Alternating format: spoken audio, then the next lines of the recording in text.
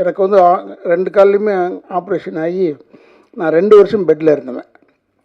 அப்புறமா இப்போ தான் நடக்க வந்துட்டேன்னு வச்சுக்கோங்க. இது வேற சொல்லிவிட்டா உடனே சினிமாவில் ஒன்று அவ்வளோதானே அவரால் நடக்க முடியாது போலக்கூடாதுன்னு சொல்லுவாங்க. அதில் நடக்கிறேன். ஏன்னா சினிமாக்காரன் மட்டும் தூங்கும்போது கூட கால் ஆடிக்கிட்டே தூங்கணும். அப்படி இல்லைன்னா போயிட்டோன்னு நினச்சி வேற ஆளை போட்டுருவாங்க. அது மாதிரி சினிமா என்னை வந்து கூப்பிடும்போது, ஏன்டா என்ன கூப்பிட்றீங்க, இதை பேசணுமா அதுக்காக கூப்பிட்றீங்களாடான்னு கேட்டேன். இல்லைன்னா நீங்கள் நடிச்சிருக்கீங்க இதில்ன்னு சொன்னாங்க. மறந்து போச்சு. இது பார்த்தா ஏதோ ஒரு 2 நாள் ஒர்க் பண்ணேன்னு நினைக்கிறேன். I don't know. நான் முதல்ல தம்பிக்கிட்ட கேட்டேன். ஐ திங்க் சரத்கிட்ட கேட்டேனுங்க, இதில் ஏதாவது பேய் இருக்காடான்னு. இல்லைண்ணே பேயெல்லாம் கிடையாது. ஆனால் ஒன்று இருக்குது, வெட்டுக்குத்து இருக்குது.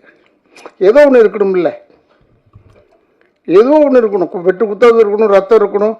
ஆனானப்பட்டு எங்கள் ரஜினி சாருக்கு வெறும் ரத்தமாக இருக்குது படத்தில். இல்லை அவரே ரத்தத்தை நம்பி எடுக்கும்போது நம்மெல்லாம் என்ன சாதாரணமான ஸ்டார்டிங்லேருந்து ரத்தத்தை காமிக்கலாம், தப்பே கிடையாது.